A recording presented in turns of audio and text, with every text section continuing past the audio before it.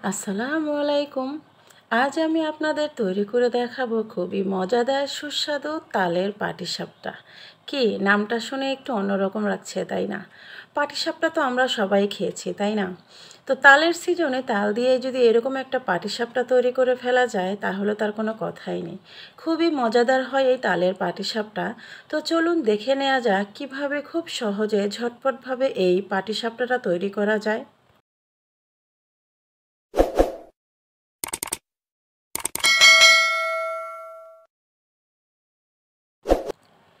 আমি এখানে নিয়ে নিচ্ছি চালের গুঁড়ো 1 কাপ, আর আমি এখানে ময়দা ব্যবহার করছি 1/2 কাপ। এখানে আমি দিয়ে দিলাম সামান্য একটু লবণ, 1/2 কাপ চিনি দিচ্ছি। চিনিটা আপনারা আপনাদের পছন্দ অনুসারে দিবেন, কম বেশি করে নিতে পারবেন। এখানে দিচ্ছি তালের পিউরি 1/2 কাপ।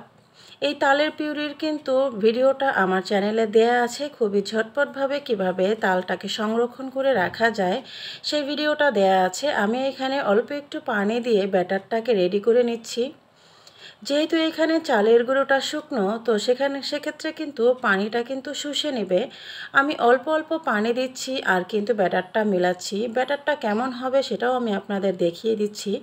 একবারে পানি দিতে যাবেন না, তাহলে কিন্তু বেশি পাতলা হয়ে যাবে। ব্যাটারটা এমন হবে, বেশি পাতলাও না বেশি ঘনও না, ঠিক এমন অবস্থায়।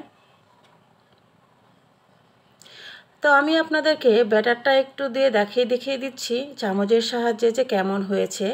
দেখতে পাচ্ছেন ব্যাটারটা কিন্তু খুব বেশি ঘনও না আবার খুব বেশি পাতলাও না। তো আমি একটু ব্যাটার নিয়ে নিচ্ছি, আমি একটু কালার ব্যবহার করব। এখানে আমি একটু অরেঞ্জ কালার দিয়ে দিচ্ছি, আপনারা চাইলে কিন্তু এই অংশটা বাদও দিতে পারেন। আমি শুধুমাত্র জাস্ট একটুখানি দেখার সৌন্দর্যের জন্য করে নিচ্ছি। চলে আসলাম আমি এখানে ক্ষীরটা রেডি করার জন্য। আমি এখানে দুধ দিয়ে দিলাম 1/2 লিটার। এখানে আমি নারকেল কোরানো দিয়েছি 1 কাপ পরিমাণ।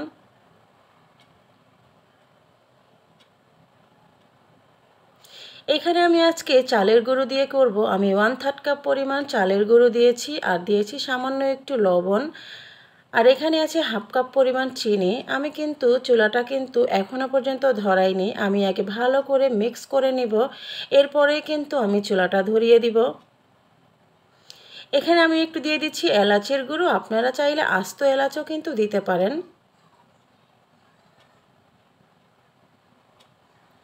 এখন ভালো করে মেশানোর পালা। এই কাজটা কিন্তু একটু অনবরতই করতে হবে, তা না হলে কিন্তু নিচে দলা পাকিয়ে যাবে।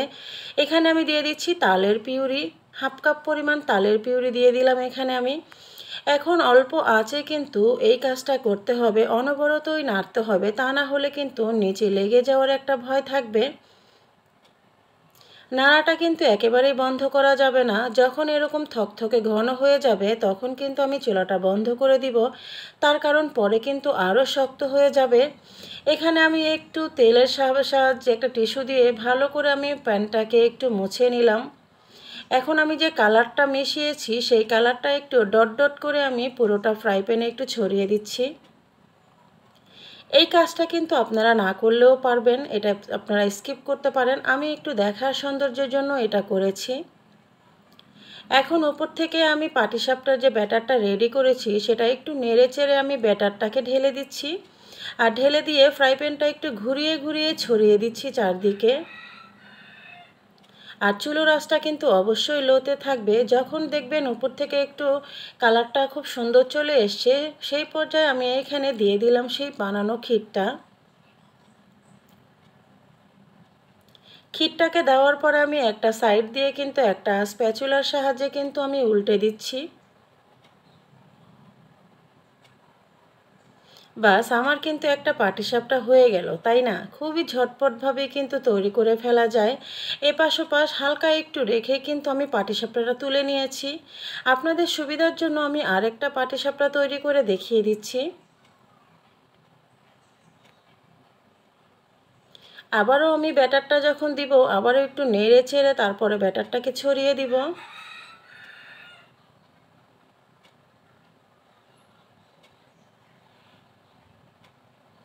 এরপরে আমি আবারও একটু ক্ষীর দিয়ে দিলাম। আর ক্ষীরটা একটু বেশি হলেই কিন্তু ভালো লাগে খেতে, তাই না? তো একটু বেশি করেই ক্ষীরটা দিয়ে দিলাম। তারপরে আমি একটু উল্টে পাল্টে নিয়ে নিব।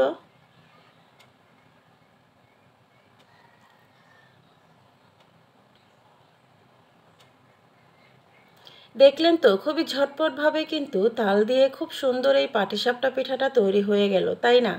সিজনের সময় যখন যেই ফলটা তৈরি হয় সেটা দিয়ে যদি কোনো রেসিপি তৈরি খাওয়া যায়, সেটা কিন্তু আসলেই ভালো লাগে, তাই না?